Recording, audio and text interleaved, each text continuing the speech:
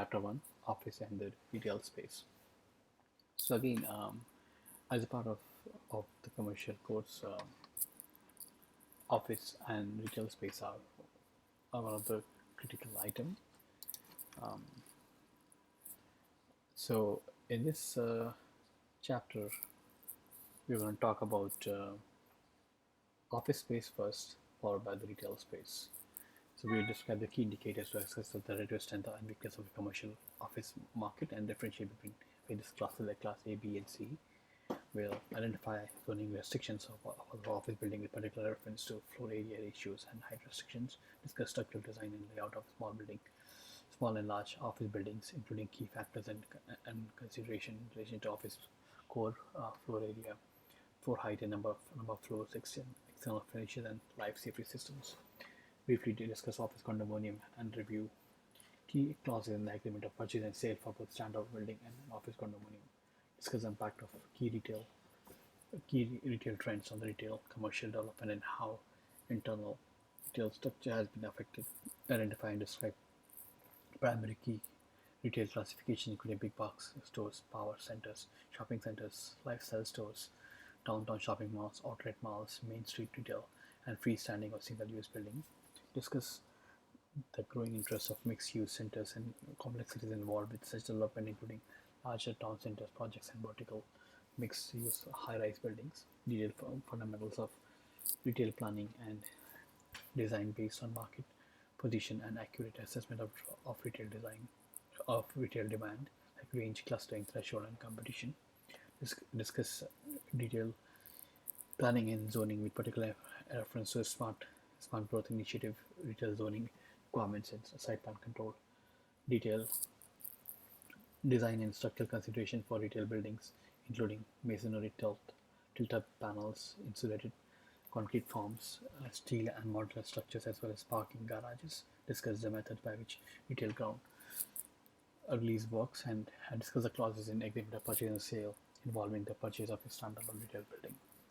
So let's go over some of the key go the office market first and look at the key indicators. Commercial analysts have developed the key indicators to assess the relative strength and weakness of commercial office market, including the available office space, existing total square footage, inflow of new office space, total square footage, absorption rate, the rate at which the space is leased or occupied over a specified period of time, such as monthly, quarterly, or yearly. Typically, analysts prefer net absorption rate as a more accurate measurement. The net figure reflects the total office space leased less the space vacated during the time under analysis. Vacancy rate, unleased or unoccupied space as a percentage of the total office space for a specific period, and rent per square foot. Typically, analysts prefer net rent for comparison purpose. Rent paid after netting out taxes, maintenance, and operating expenses paid by the paid by the tenant. Natural equilibrium rates. Market analysts in assessing the commercial office space take into consideration a natural equilibrium rate. This refers to the normal vacancy factor within a specified marketplace in which the matching process between landlord and tenant is achieved while sufficient additional space remains available to meet the ongoing negotiations and contingencies. Tenant initiated expansions or demolition of old buildings. So again, to recap, the natural equilibrium vacancy rate refers to the normal vacancy factor within a specific marketplace in which the matching process between the landlord and tenant is achieved, while sufficient additional space remains available to meet ongoing negotiations and contingencies. At the point of equilibrium, such negotiations do not necessarily significantly affect rental rates either positively or negatively. If the vacancy rate drops below is generally acknowledged equilibrium, then the market will tighten up and rates will typically rise.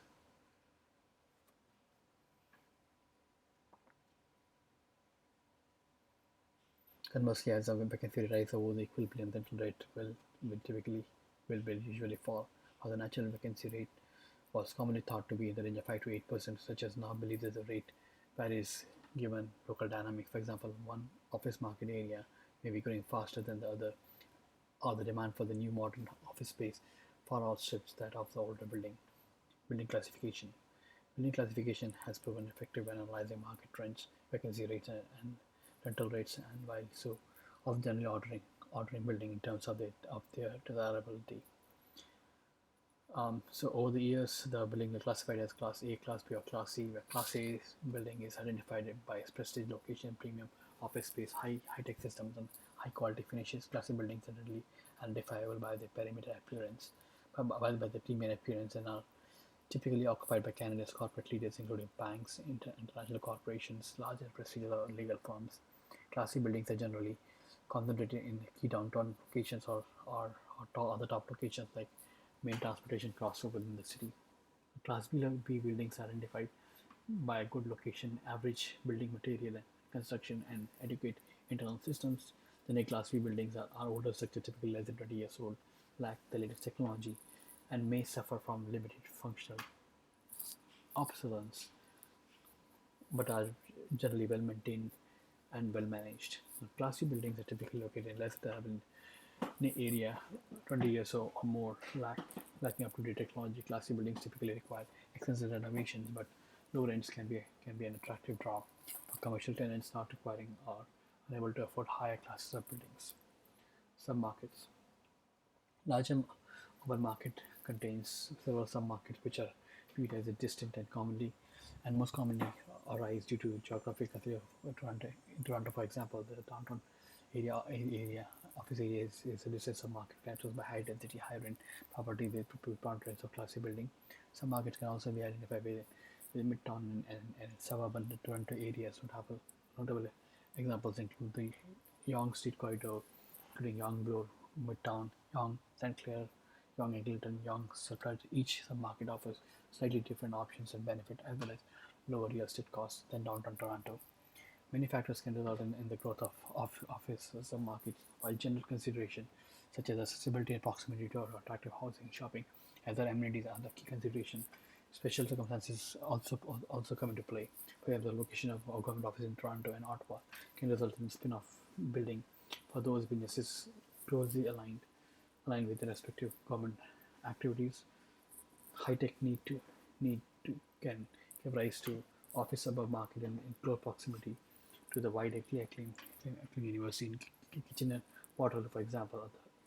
A submarket exists near the University of Waterloo, given that the five high-tech companies geographically close to their valued resources. Coming to the next topic, which is zoning. Um, the construction of office buildings is viewed positively within the overall planning process, as these structures generate municipal tax revenues and expand employment opportunities. They also provide effective buffers between retail, commercial, residential, and industrial areas.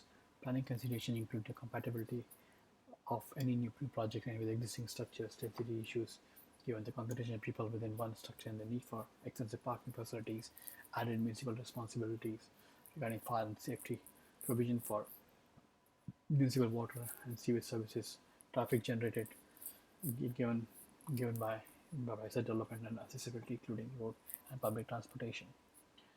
Office buildings so let's look at the restrictions for zoning. Office buildings, as with other structures, are subject to restrictions imposed through zoning and land use control. General zoning provisions include restrictions that either directly affect the structure, like gross floor area, height of the structure, type of structure based on the use, or indirectly limited maximum lot coverage or other various setbacks requirements dictating overall building size and shape. Commercial office properties may also be restricted in terms of minimum setback requirements relating to land, abutting major highways, railway lines, and residential areas. Restrictions can also vary for a particular development or other defined area over and above those detailed in the general zoning bylaw. Maximum size of buildings or site. Such restrictions typically arise by agreement with the municipality at the time of development. Restrictions may also be imposed by the seller as part of overall design strategy related to development land owned by the individual. Architectural standards established for buildings within the defined area.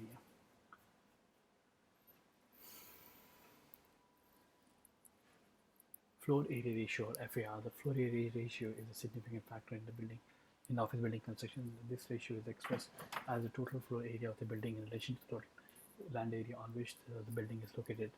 The floor area ratio is often quoted in zoning bylaws and deed restrictions in the office development. The ratio is frequently detailed within the broader confines of site coverages. Floor area restrictions are normally straightforward.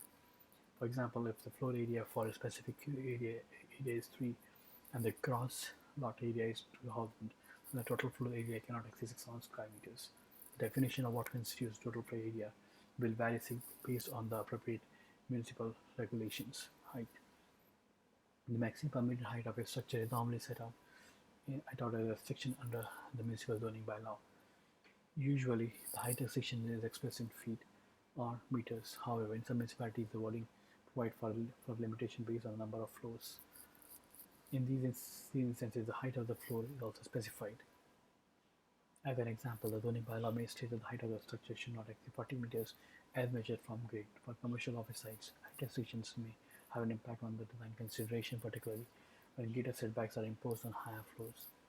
Given the floor area ratio and height restrictions, restrictions can directly impact the gross leasable area and consequently the cash flow and rental return on the building. License will find considerable variations in zoning bylaw provisions and wordings. For example, in the we have like various commercial zones like C1, C2, C3, and C4, where C1 is the conventional commercial, C2 is neighborhood commercial, C3 is general commercial, and C4 is a main street commercial, each having minimum lot frontage, minimum interior road yard, a minimum rear yard, a maximum gross floor area, and the minimum landscape buffer. Let's look at office building construction. Canadian office building construction varies significantly according to the structure site, its locale, downtown or suburban nature of the building, zoning controls, occupant needs and functionality, and interior or exterior design. They are further complicated by unique circumstances such as incorporating existing historical structures and complying with heritage requirements. The following description details the method used in office building construction, but these same techniques generally apply to the building discussed. Structure design and layout. Office buildings can range from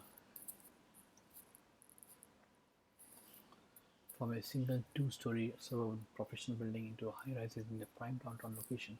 The construction process is complex, particularly in larger buildings, given the need to coordinate extensive structural, mechanical, environmental, lighting, and finishing activities. Costs associated with office buildings construction varied based on specific design criteria. Construction sites are subject to Ontario Building Code requirements. These requirements are focused on structural strength and integrity of the building, fire resistance, acoustic separation,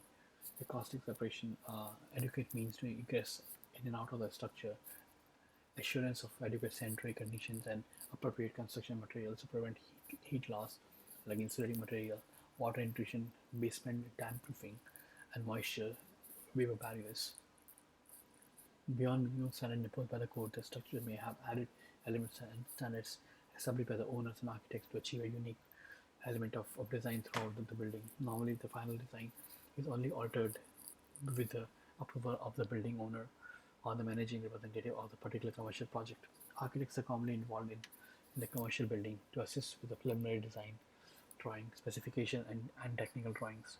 These professionals also typically coordinate overall project management with consulting engineers, landscape architects, and others involved in the construction process, be it for new building or restoration alteration of the existing structure. Smaller buildings. Smaller commercial buildings may use wood for framing, similar to residential techniques. Wood framing is most economic method of building a structure. Wood floors and devising floors may meet building code requirements regarding structural load and fire separation between individual units and between the units in the common areas such as the stairways. Fire protection rating is achieved through the use of the drywall. Structural and fire rating requirements, including specifications for first and higher floor stud-bearing walls, beams, and joists, are set out in Ontario Building Code. Masonry walls may be used in combination with wood framing in larger commercial buildings to more effectively separate units for added structural mass as well as fire requirements. Walls effectively separate a large structure into successive fire-resistant compartments. Stairways and common area walls may also be a concrete block or poured concrete structural span for the larger openings within the masonry wall. Larger buildings. The rigid structure of most outer office buildings consists of steel, concrete, or a combination of two. High-rise steel structures are supported by a substantial steel skeleton consisting of columns and I-beams upon which floors and wall materials are secured. Steels can be divided into heavy steel framing for structural components in high-rise building and lightweight steel, which has gained popularity for interior framing purposes in the larger structure. Lightweight steel also has gained some ground in structural design for low-rise office buildings, but is more widely associated with prefabricated steel buildings. Concrete buildings may become popular, having a popular after 911 on the World Trade Center and resulting degradation of steel framework under intense heat. Steel softens at high temperature and must be properly encased using some form of passive fire-resistant material. Designers for recently constructed and newly planned office towers now seek enhanced protection. Concrete cast in place building, for example, have impressive resistance to explosion or impact and can endure very high temperature over a long period or long time period. Further, building codes have been encased in thick concrete for added protection in relation to the primary services, elevators and staircase in the event of fire and terrorist attack. However, steel proponents quickly point out that proper design and structural consideration can effectively minimize fire and terrorist concern. In, in addition, steel structures have proven very effective in handling wind load and seismic activity given their ability to bend. Lastly, the overall site fabrication of steel members enhance efficiencies during construction and increasing sophisticated milling procedures allow for flexibility in building design and aesthetics. Reinforced cement buildings Reinforced concrete buildings can be broadly categorized into the cast in place, like poured in place and a precast or delivered on the job for installation. Hazard steel, significant achievement in framing procedures now provide for creativity and ingenuity in concrete building design. Cast in place reinforced concrete has proven effective from a cost perspective.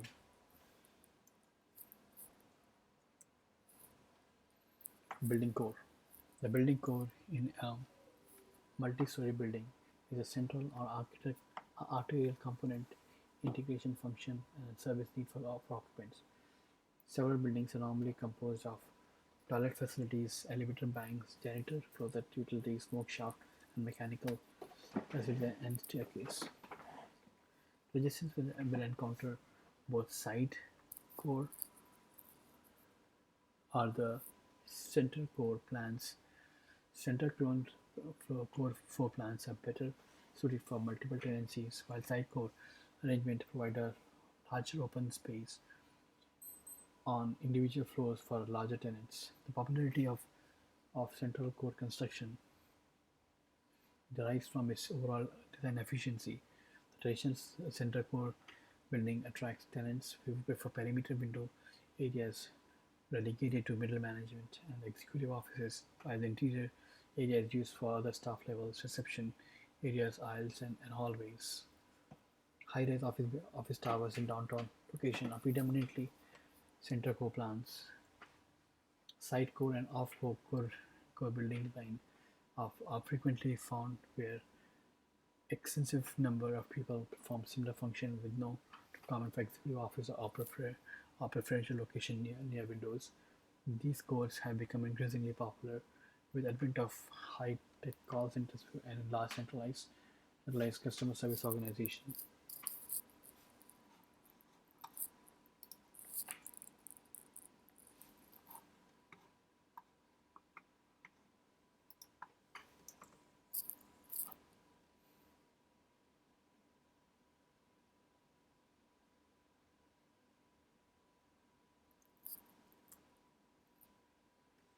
Let's look at the floor plate now. The floor plate is the size and the shape of the floor plate in a new building, vary depending on the occupant's need. For example, owner or a user will have a specific requirement versus the developer of a speculative building and its tenant needs. The key factor in floor plate design is the leasing depth, particularly in speculative building construction. The distance from either the center core, in the case of single tenant, or center core plus corridor to the outside wall is called as the leasing depth. Floor plate design and size also impacted by consideration beyond developer and user. For example, zoning requirements, including setback requirements, may limit both floor plate size and design. Or fire code also influences floor plate design in terms of distance to the emergency civil and location of the within the structure.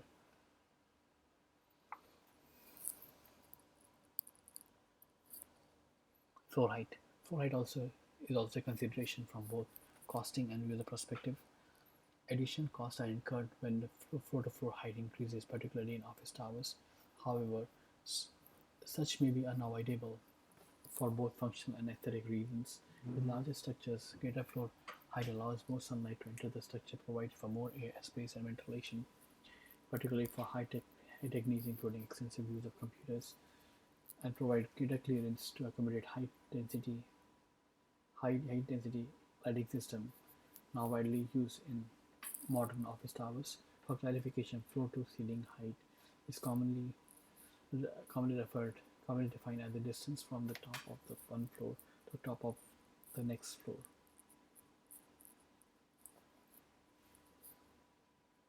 This space includes from the finished floor, which typically has a provision for cabling to serve office needs, resting on the floor plate, the physical space for the personal deck, and so forth, and the depth of the top ceiling to accommodate HVAC, plumbing, ductwork, fire protection, lighting, and other mechanical systems serving the office area. Number of floors. Developers seek to maximize the total square footage in the new building while adhering to the zoning requirements. Higher total can be achieved through the increasing number of floors. Traditionally, steel beam construction and concrete flooring have been most popular, but these designs typically require a greater depth of construction to accommodate both the beam and the slab system. To recap, the number of floors, developers seek to maximize total square footage in the new building while adhering to the zoning requirements. Higher total can be achieved through increasing the number of floors. Traditionally, steel beam construction and concrete flooring have been the most popular, but these designs typically require a greater depth of construction to accommodate both the beam and the slab system. Concrete floor plates are gaining are gaining popularity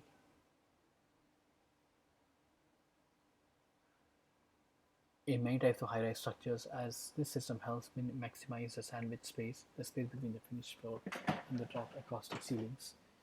Alternatively, the ability to, to minimize overhead space for various services can also translate into more floors within the building, assuming that the zoning regulations are based on the total building height restrictions. Even without adding more floors, more judicious use of ceiling services areas can translate into lower overall floor to ceiling height and consequent savings on exterior finishing of the building facade. Exterior finishes vary somewhat by the type of construction and the project size. Smaller commercial buildings with exterior wood framing usually install brick furniture and sidings, as is the case with residential structures. Concrete buildings may be simply painted or a plastic wall coating applied on a get durability. Finishes vary somewhat by the type of construction and project types. Smaller commercial buildings with exterior wood framing usually install vinyl brick veneer or siding vinyl or aluminium. As in the case of residential structures, concrete buildings may be simply painted with or plastic wall coating applied for gate durability. Alternatively, stucco is a popular choice as well as very engineered composite external panels. Concrete buildings are also visually enhanced with the decorative face, brick or stone. Curtain walls. Curtain walls are widely used in the Canadian office towers and many commercial structures. These self-supporting continuous clad system typically consists of glass inserted in aluminum or stainless steel framing. Curtain walls are, curtain walls are designed to span multiple floors while allowing for the building movement and expansion, effectively sealing the structure exterior and providing thermal efficiency for heating and cooling the building. Curtain walls are readily identifiable by the thin horizontal and vertical median into which glass is inserted. The most curtain wall installation are accompanied by assembling all mullions and fasteners into the building skeleton and then inserting glass frames on one by one basis. Alternately cutted walls can also be pre-assembled as modular units and lifted into space, for example to the unitized wall or some combination thereof. Stick walls or unitized walls. So essentially curtain walls can be of two types, stick walls or unitized walls.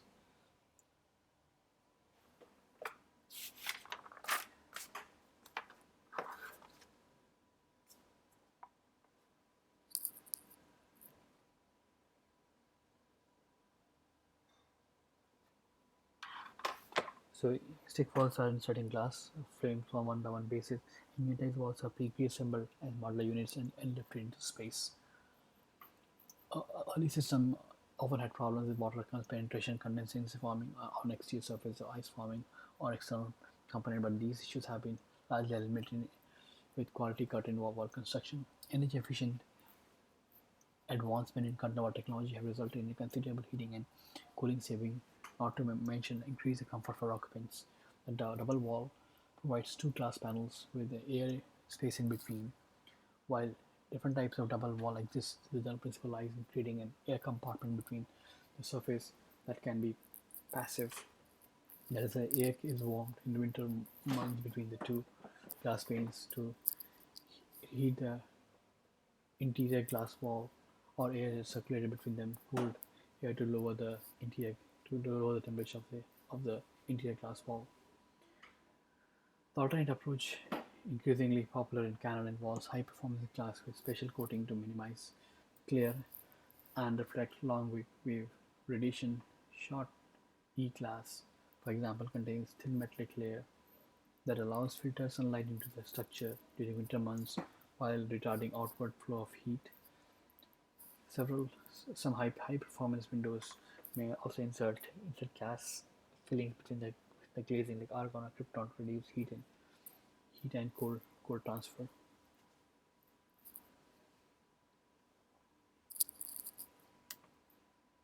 Now looking at the safety systems, lighting systems installed within the building provide for life and safety of occupants and more specifically the integrity and operation of the support system during the emergency. The scope of the lighting systems um, are governed by the Ontario Fire Code. Such systems typically include the use of alarms, emergency communication systems, strategically placed placed firewall, automatic door closures, emergency lighting, and emergency ventilation, auxiliary power, and sprinkler system. The life safety system will depend on the size of the structure, the particular use of that structure, and the regulatory control. Office condominium have proven effective to those seeking independence from occupancy costs and the landlord control found in the commercial leasing. The office condominium market tends to parallel the office leasing market. During tight times, landlords have greater incentive to offer attractive long-term leases to prime tenants. Most units are between 750 and 300 square meters, square feet, and on-site parking being a significant draw for prospective buyers. Conversion of older buildings has proven attractive as many long-term tenants may express an interest in the ownership. Today's office condominium offers a variety of facilities and services. Those focus on premium business professional applications, may include shared boardroom, reception area, and meeting and floor space, full building and video surveillance. The attempt in these development is to appeal to a smaller entrepreneur seeking a quality building while maximizing space within the individual unit. Alternatively, so to recap, office condominiums have proven attractive to those seeking independence from occupancy costs and landlord controls found in the commercial leasing. Office condominium market tends to parallel the office leasing market. During the tight times, landlords have greater incentive to offer attractive long-term leases to prime tenants. Most units are between 50 and 300 square feet, with on-site parking being a significant draw to prospective buyers. Conversion of older buildings has proven attractive, as many long-term tenants may express an interest in the ownership. Today, office condominium currently offers a variety of facilities and services. Those focused on premium business and professional applications may include shared boardroom, reception area, and meeting room space, full building video surveillance, entry powerful system computer servers, fiber optics line side support, and fully featured telephone systems. The attempt in these developments is to appeal to a smaller entrepreneur seeking a quality building while maximizing space within the individual unit. Alternatively, participants will find specialty buildings such as retail or medical buildings that provide for retail on the main floor, on the main level, the upper floor for medical and office unit for professional healthcare practices. Units are often available either as a shell or with turnkey solutions at added cost, with medical special use being the most costly. Detailed information can be found. Drafting offers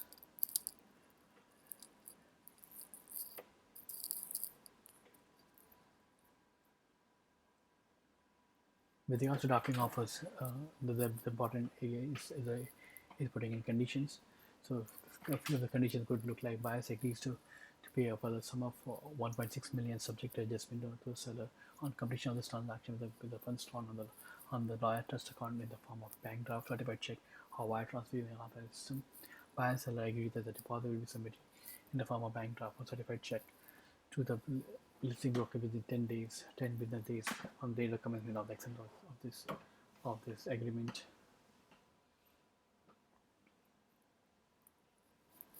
The parties to the agreement hereby acknowledge that and agree that the deposit holder shall place the deposit in deposit holder interest-bearing real estate trust account, which earns interest at the rate of 1.9% per annum, and the deposit holder shall pay interest it earns and receives on the deposit in excess of $7 to the buyer. Agrees The party to the agreement hereby acknowledge and agree that the deposit holder shall be entitled to retain any interest earned or retained on the deposit that is 7% or less as administration fees. Now, the offer is conditional on the buyer and the buyer content lenders reviewing the lease financial information provided to by the buyer by the seller, and determining the information provided by the seller is acceptable and satisfactory to the buyer in the buyer's sole and absolute discretion. Now, the other aspect here is the retail market. The retail market is very different from the office market, and the registered working in commercial real estate encounter a diverse mix of neighborhood commercial operations, chain discount and luxury retailers, department stores, regional shopping centers, power centers, and lifestyle centers. The retail market, as with other submarkets, is extensively researched. The present um, trend is that retail technically refers to the businesses that offer retail goods to the public over the counter without prior appointment. However, there can be other mix possible. The current detailing practices are best understood in the context of historical trends, particularly those emerging following World War II. Most larger Ontario communities experienced unprecedented suburban growth beginning in late 1940s, given improved economic times, rapid household formation, rising birth rates associated with the baby boomers, and consequent need for more housing. This rapid shift to suburban living marked the beginning of modern-day shopping centers and some markets before war.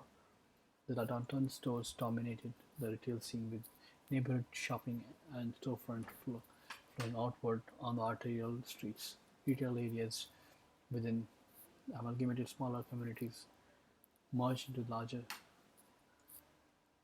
urban landscape. In many instances, these small retail groupings disappeared, but some more prominent village downtown areas still surface as a boutique and neighborhood shopping destination as population density increased.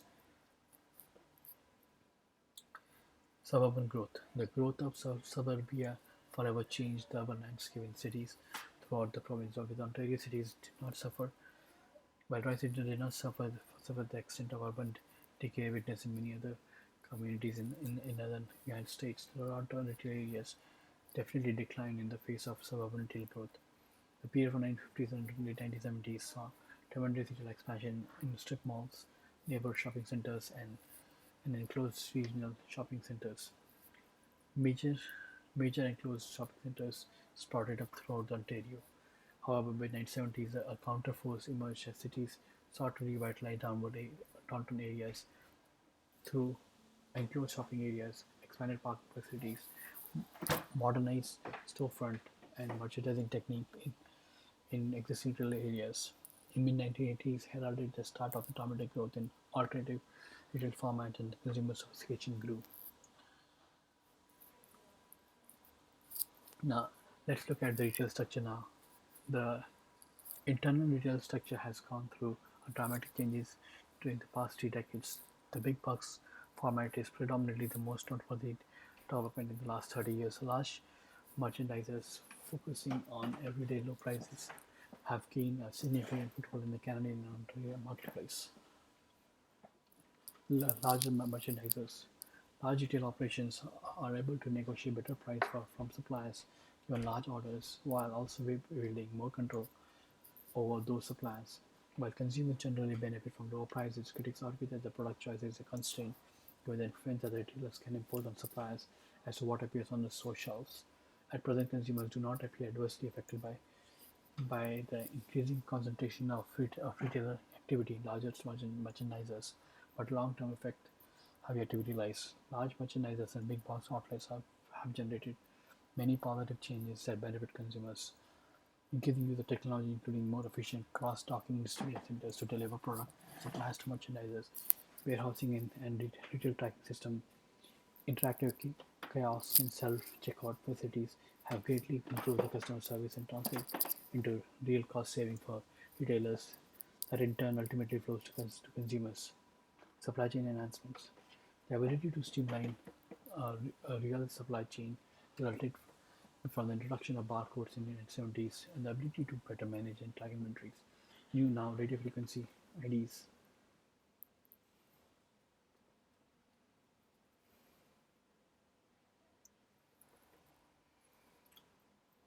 provide even better efficiencies, including expanded consumer access to product information.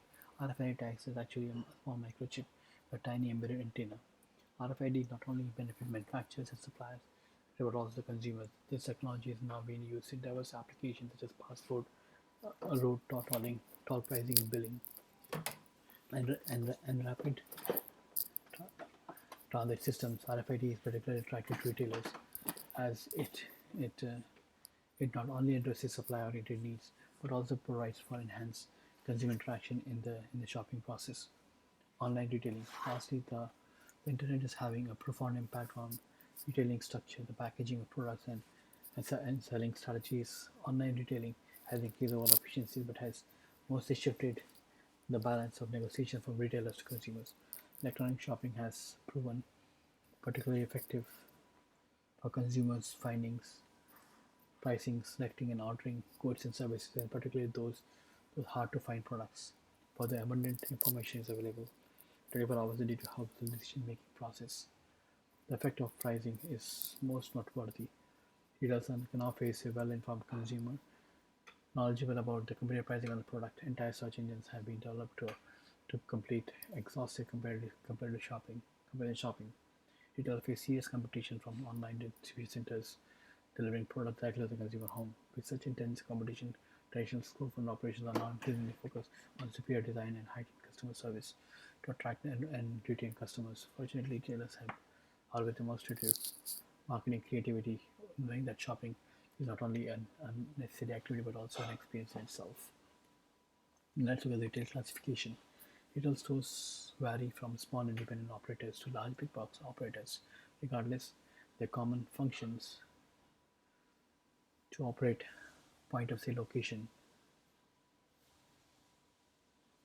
to attract customers. Typical retailers merchandise products to consumers for personal or household consumption, with some offering additional after-sales services. From a purely retail perspective, classifications are organized by type of product and or service offered.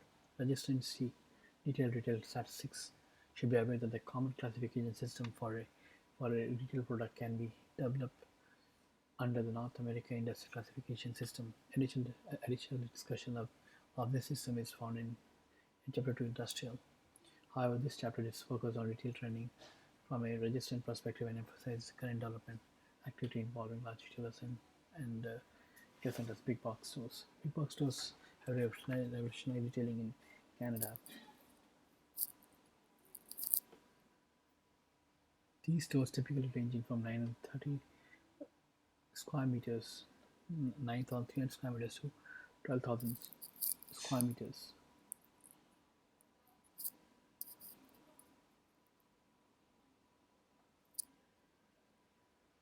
Often everything from sporting goods to toys and books.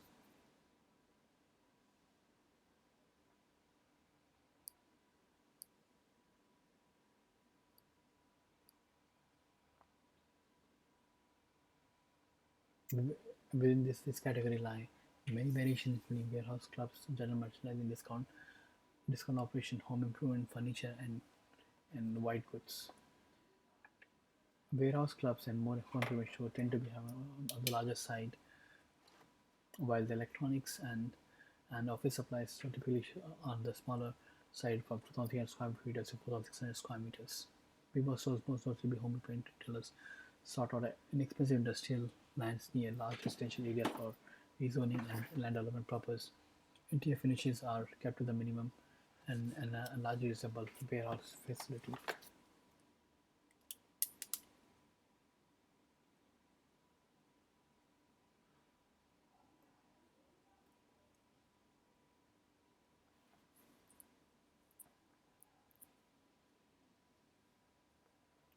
Power centers. Big bursts of power fluxes has in fact in turn given way to power centers that contain several big retailers within one locale. Power centers in Ontario, particularly in the GTA region, tend to contain from 32,500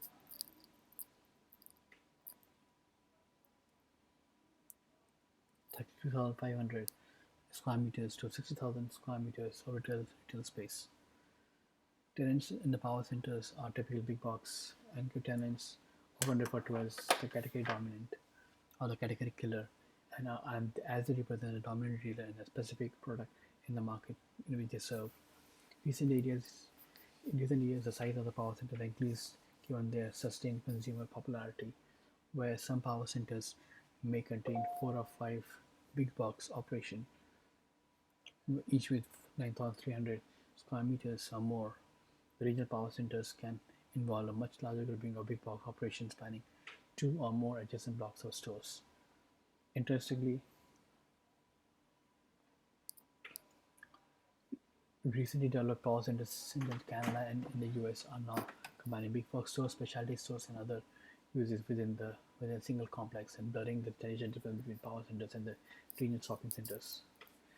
Now, shopping centers are typically grouped under 3 classifications, but in reality many variations exist. Shopping centers in Canada are referred to as open air retail grouping, as for the malls, which are enclosed retail structures. So the shopping centers are generally retail shopping centers, super super regional shopping centers, community shopping centers, and neighborhood shopping centers, and then there's super regional centers, or the regional shopping centers. A regional shopping center usually consists of 3,700 square meters to 74,000 square meters, offering a wide range of merchandising to serve large regional market.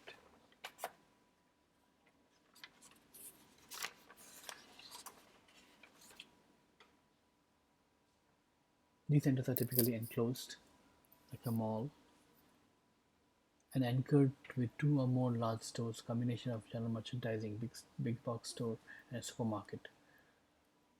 The anchor stores broadly refer to large retailers who attract consumers to the shopping center and are usually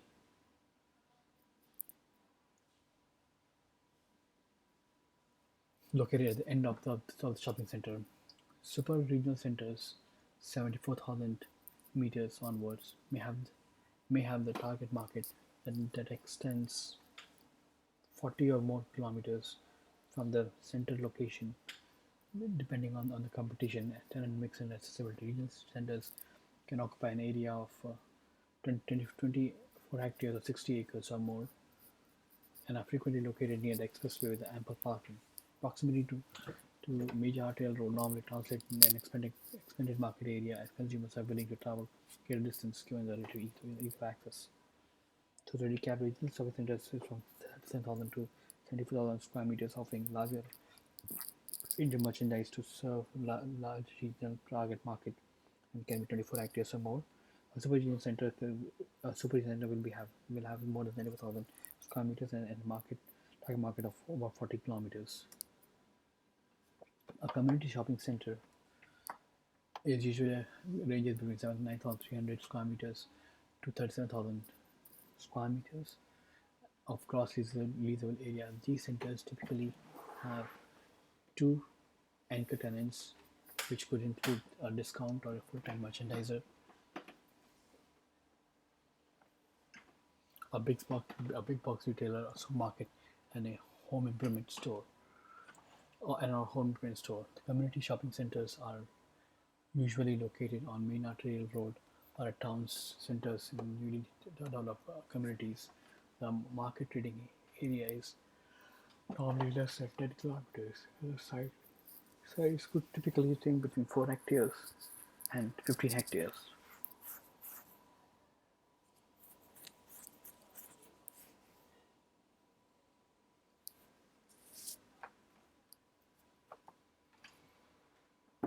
Community centers are commonly arranged either the U shape or an L shape.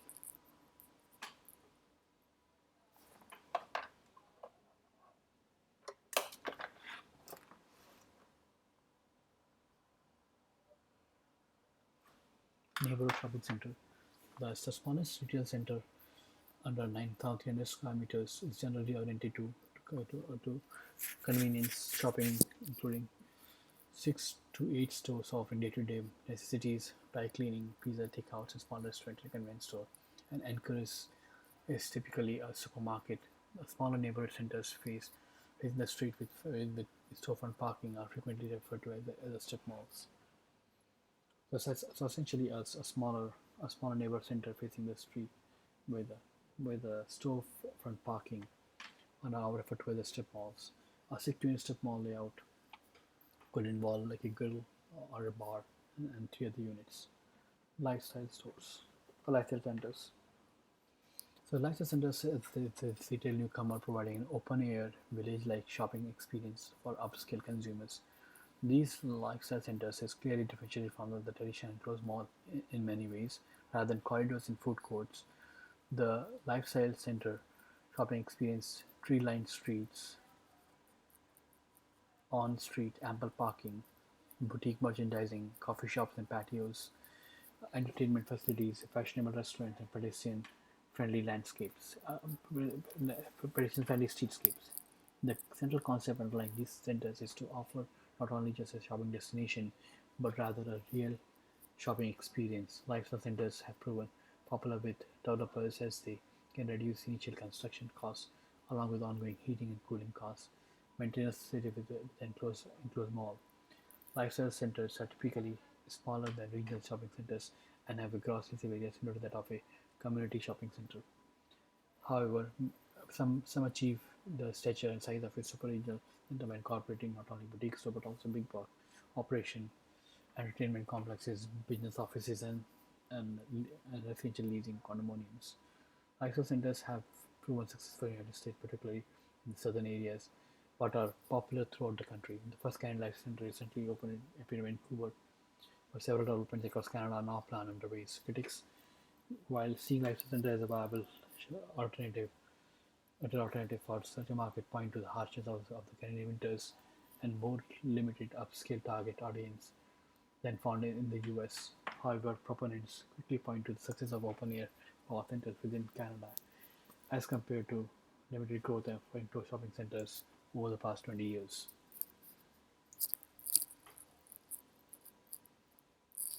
Downtown shopping malls. So the desire to revitalize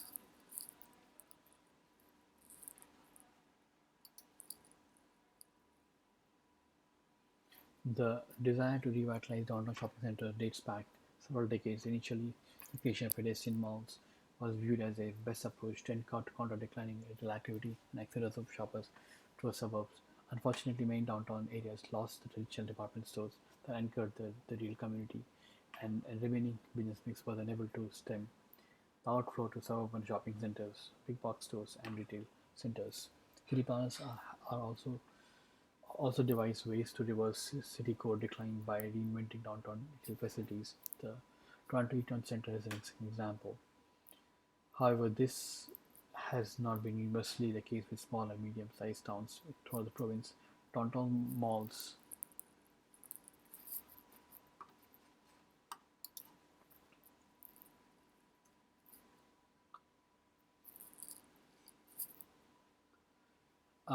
that is were initiated in the 1970s, often with various city governments since have failed to effectively remedy declined downtown areas. However, on the positive note, innovative multi-level design, complete with gallery, rooftop galleria, glass rooftops, and marble floors, have definitely aided in the revitalization process. However, planners now realize that transplanting suburban shopping experience into downtown areas is not an answer in itself. A more all-encompassing approach is needed that combine revitalize open shopping areas, residential developments, and improve aesthetic by way of innovative streetscape and landscape. Municipalities are now looking to mixed-use development as providing a more comprehensive approach to bringing back the vitality of core areas.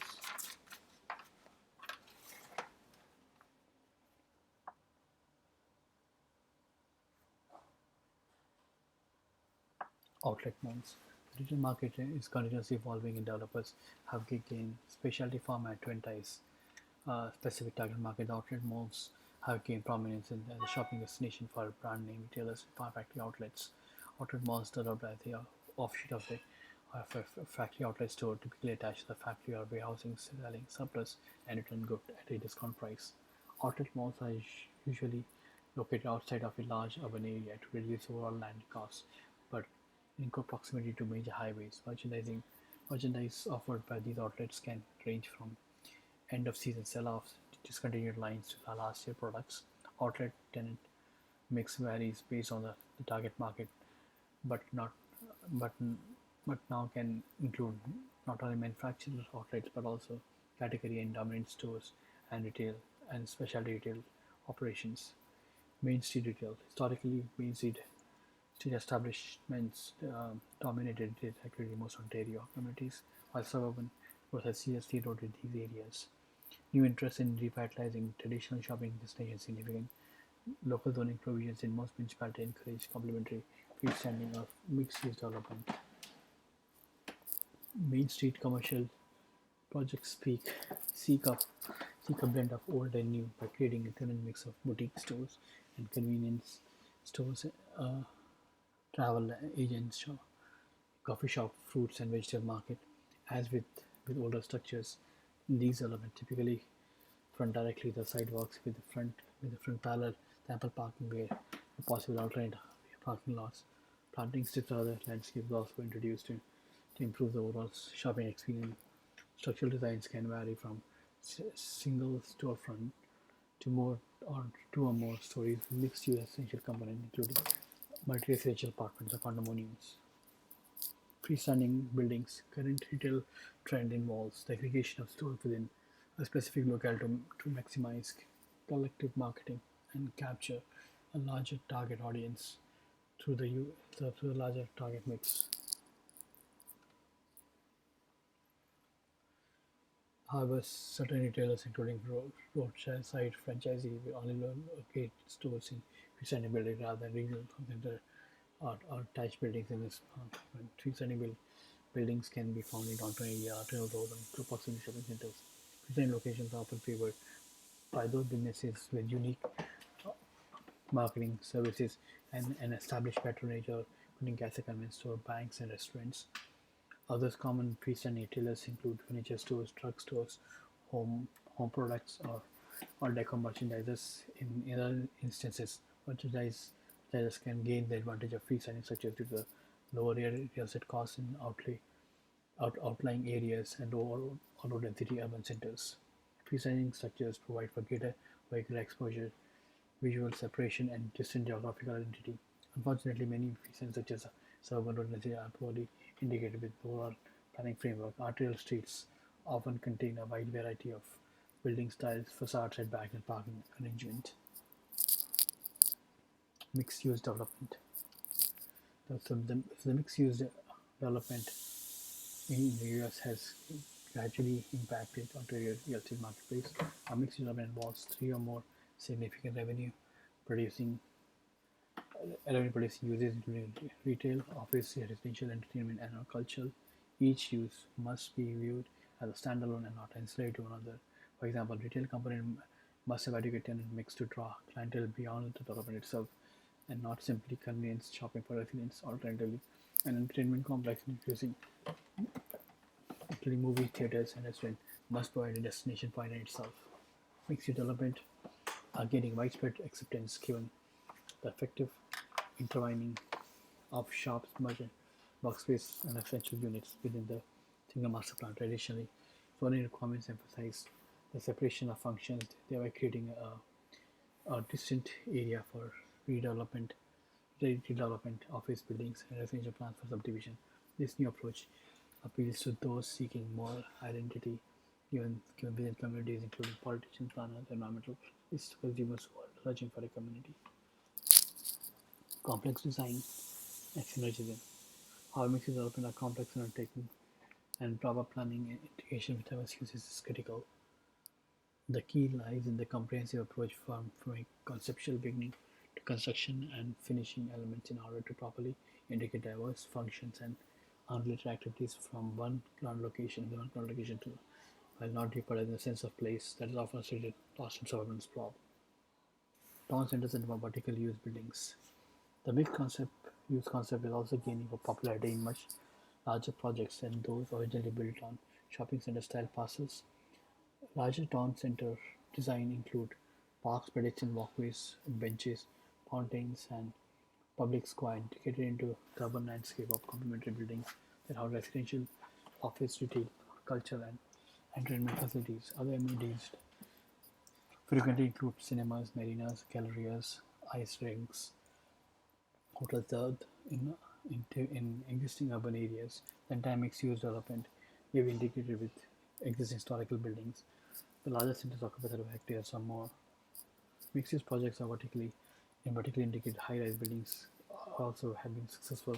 A typical building might include successive higher floors beginning with lower access to public transport and convenient shopping, and the larger atrium or show fiber or floors of parking facilities and a balance consisting of office space, condominium, hotel floors, condominium residences to other way with exclusive residence services such as wellness center, exercise facilities, and spas. Retail planning and design. Retail planners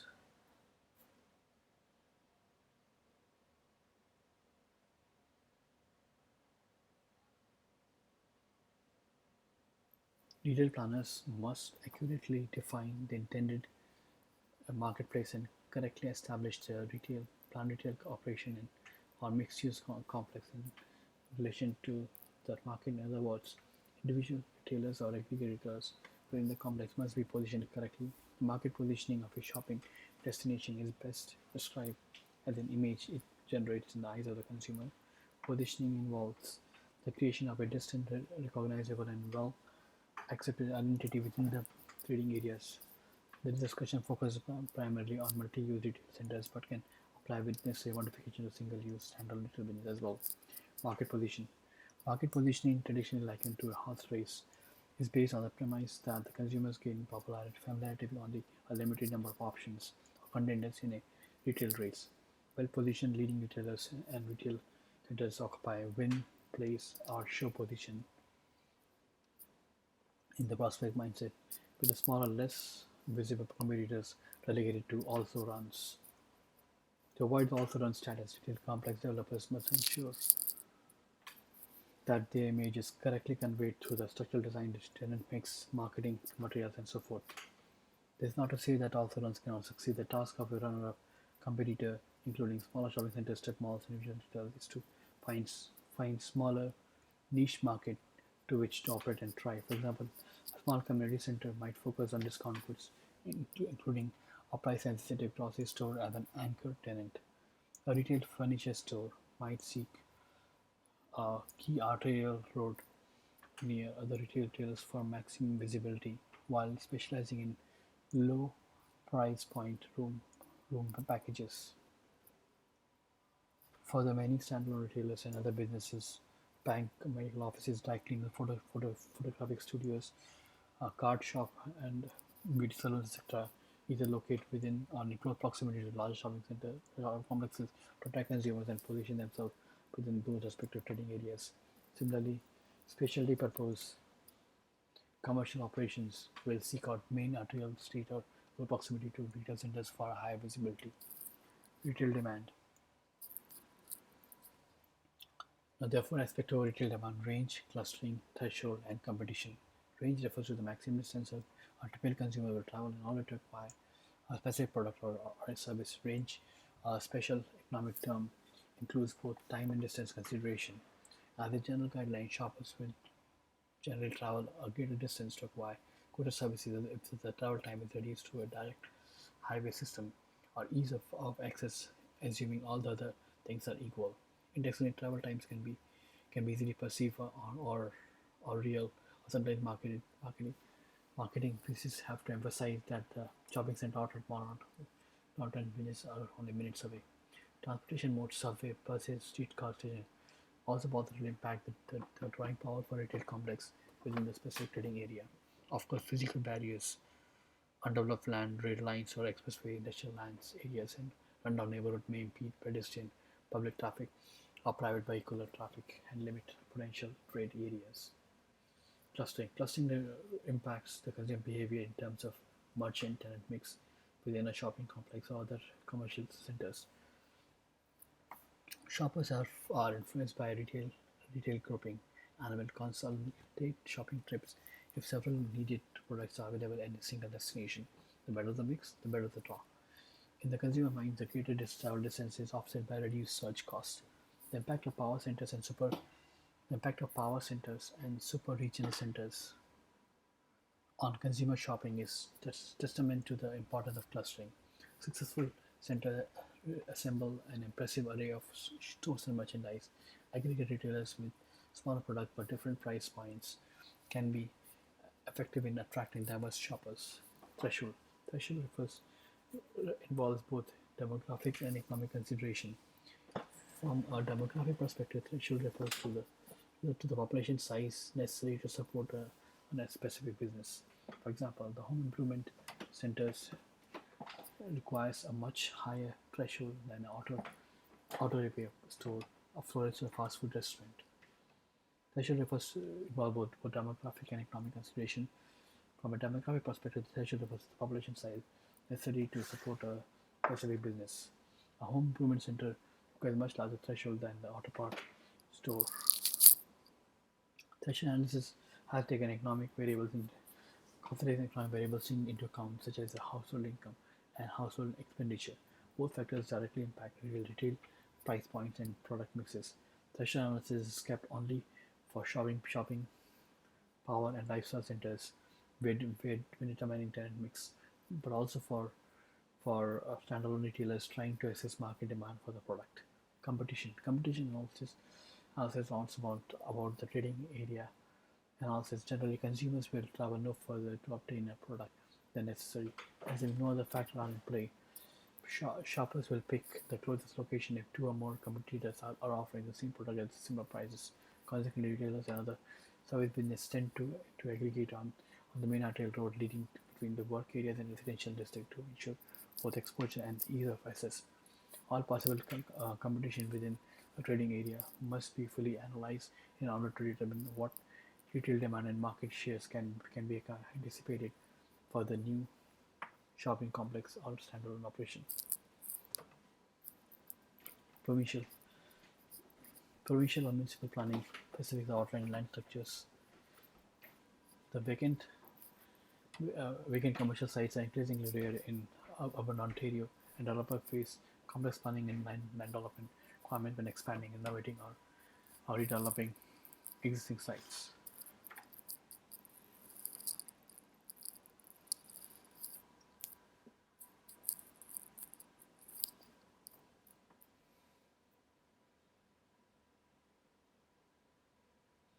So, with regards to retail planning and zoning, vacant commercial sites are increasingly rare in urban Ontario, and developers face complex planning and land development requirements when expanding, innovating, or redeveloping existing sites. For the smart growth policies are now generally endorsed by all levels of government. These policies seek to minimize urban sprawl by utilizing existing land infrastructure as such. The challenge for city planners lies in identifying areas and new development opportunities within existing urban structures and meeting the need of the consumer base while not jeopardizing the continued prosperity of the existing urban structures. In doing so, municipalities must create and update official plans and draft the zoning provisions that encourage competition, healthy retail sector, and preserve existing commercial resources, but at the same time not inhibit new retail formats or dampen competition with the element of the consumer choice. Retail development is strongly encouraged within downtown core areas, with particular emphasis on mixed-use projects that promote social recreational retail and office and essential activities. After revitalization of existing industry and similar sites have been and will continue to be a planning priority for Ontario municipalities seeking more vibrant and sustainable neighborhoods. Zoning requirements typically distinguish downtown district or peripheral areas, commercial zones C1, C2, C3, and C4, and location-specific identifiers like local commercial, mixed-use downtown, arterial mainstream, and neighborhood commercial. Retail and other commercial activity within these zones must abide by the restrictions, including front and side yard minimum, maximum gross floor area, building coverage specifications, minimum landscape buffers, and maximum minimum height based on the roof type. Retail and another commercial activity also typically required to meet minimum separation distance between zones. The distance will vary based on specific type. For example, a restaurant might require 60-meter separation while an auto repair might have 120-meter separation. Parking requirements for retail and the commercial activity warrant special emphasis. These include minimum width and depth requirement 2.6 meters into 5.9 meters. With increased size when abutting a building or other structure, acceptable surface treatment and drainage requirement, total applicable off-street parking are typically established based on the particular retail use and in gross floor area. Gross floor area is a sum area of square meters of each above and below grade floor in the building or structure, measured from the outside wall or from the middle point of the common wall, subject to reduction for internal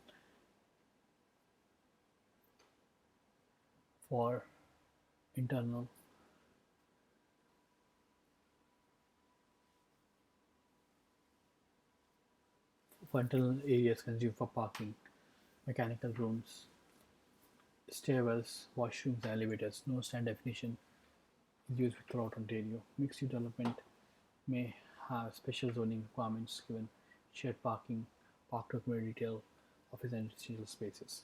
Site plan control. New retail and other commercial development fall within site plan control Area is designated by the local municipality. Site plan control ensures that new development aligns with municipal official plan, zoning bylaw provisions, and provincial policies. Municipal authorities for designated site plan control is found in the Planning Act. Typically, retail developers are required to submit plan plan including on-site development, on-site building locations, and overall design, site design, exterior design elements, including detailed elevation drawing and ensuring roof structures, floor plans, and exterior building structures.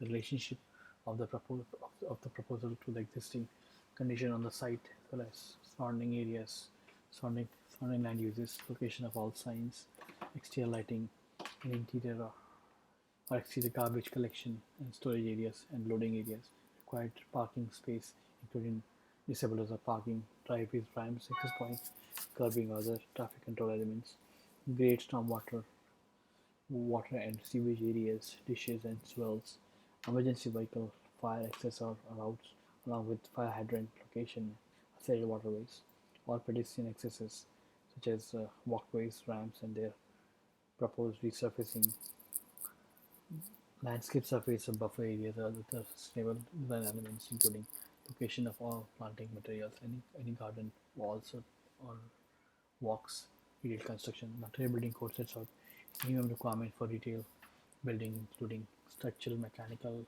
electrical, or plumbing. Retail building typically use masonry, poured concrete, steel, and combination thereof. Structural considerations. Design flexibility is key in retail structures. Developers. So Ontario Building Code sets out the minimum requirement for structural, mechanical, electrical, and plumbing. Typical masonry, poured concrete, and steel and the combination are used. Structural consideration. Design flexibility is a key in structural design. So design flexibility is key in retail structures. Developers, special planners, engineers, and other industry specialists seek building materials and systems that are structurally sound, aesthetically appealing, cost-effective, durable, energy efficient, and flexible from a design perspective. Retail buildings are typically either one or two story high, and considerable creativity is possible in designing today's steel, concrete, and hybrid structures.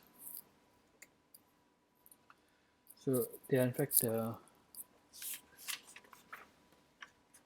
three kind of um, structures which are very common: masonry tied-up panels and ICF concrete, steel buildings, and the modular standalone structures. Masonry tilt-up panels and ICF concrete. So load-bearing masonry walls, a popular choice, particularly with smaller retail structures, are typically combined with weighting, lightweight interior steel framing. Masonry wall height is dictated by the concrete block's size and whether or not it is reinforced. Masonry reinforcement is accompanied by adding steel rebars and then filling the block void with concrete. The Ontario Building Code set out requirements in this regard. Masonry wall increases the thermal mass of the building and energy efficiency if particular exterior with the exterior cladding is applied. Often reinforced masonry wall and poured concrete are combined to increase the vertical and lateral load strength as well as enhance exterior design. In recent years, concrete tilt-up buildings redesign are proving practical for retail application as well as commercial uses. Tilt-up, also referred to as a tilt wall construction, uses a large wall panel that are poured on site and raised into the position by crane. Tilt-up is differentiated from a precast wall panel in that the latter is formed off-site and transferred to the site.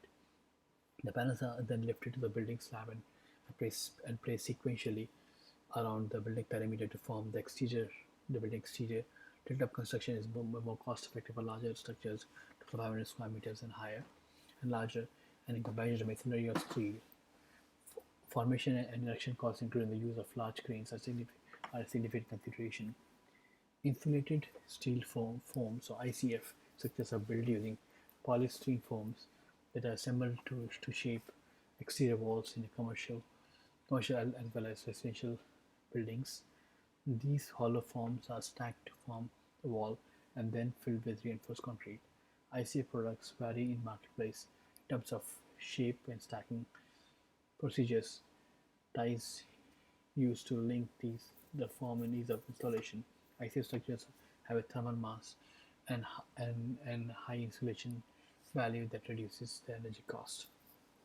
Steel buildings, lightweight, lighter weight all steel buildings are an alternative choice for retail commercial construction, particularly smaller complexes and standalone buildings. However, steel is more commonly used in conjunction with conventional concrete wall system to cater accessibility, to cater flexibility, particularly when increasing detail building span. Large span are often required in building establishments to provide open spaces for merchandising and flexible interior design. These hybrid concrete and steel structures are often preferred to large for large commercial projects such as mixed-use development in order to meet the varied structural needs of commercial, residential, and other uses. Lightweight steel, traditionally popular in industrial applications, warehousing has gained wider acceptance. Steel is generally more cost-effective in smaller buildings, but is subject to more stringent requirements under OBC, Montreal Building Code, given the fire protection concern. Steel can bend and lose its strength when exposed to extreme heat. To offset this, steel buildings provide additional fire retardant materials, including gypsum board, wraps, and blanket to increase the fire resistance rating. These additions add to the cost, but as an offsetting consideration, steel buildings can normally be constructed more quickly than other building structures. Also, the internal layout in steel heated buildings can be easily altered given the lack of interior load-bearing walls or columns. As such, the customized steel framing configuration provides for considerable external and internal design creativity. Modular standalone structures. Pre-built modular steel buildings are gaining popularity as an alternative to site construction for many types of freestanding retail structures. Notably, modular construction has gained acceptance in the service and hospitality industry, like gas or variety stores or restaurant or fast food outlets. Often, the building consists of two or more factory-produced modules completed with all framing elements and pre-poured floor assembled on the client's port slab on grade. Retailers with established architectural designs outside elevations and interior design layout can have custom products built. The steel framing system provides for easy installation of exterior finishes such as curtain walls, face bricks, or other custom aluminum panels. Modular structure for convenience store can be complete with interior and exterior aluminum finishes and glazing, plumbing and plumbing fixes.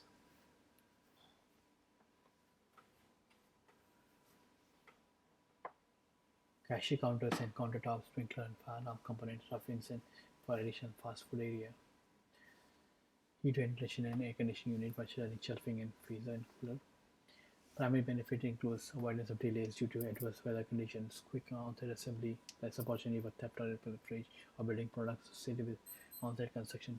Fewer subcontractor requires time savings given the ability to simultaneously coordinate on-site improvement with off-site development, construction, and ability to easily relocate and expand the structure necessary in the future. Parking garages. Parking is an integral part of the most commercial products, while standalone buildings typically rely on surface parking.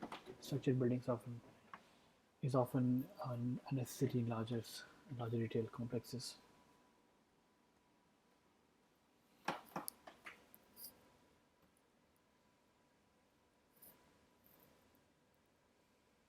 Parking garages are typically constructed using beam and column, along with precast, pre-stressed slabs that form the parking deck. Decorative concrete spindles are typically half walls extend horizontally across the exterior of the parking structure to a parking level. These provides a safety barrier when parking cars, as well as improving overall appearance of the parking structure within the commercial unit. Parking facilities are normally connected to retail shopping at trim or anchor tenant by the way of stay towers, elevator towers, or pedestrian bridges. Vehicles access successive parking levels using the ramps, one way or two way. Some garages are constructed with the type of interwoven one way spiral ramps. Parking garages connected to the shopping mall via selective floor points are physically separated by load bearing firewalls and appropriate fire rated access doors. Retail ground leases. Uh, a retail ground lease involves the rental.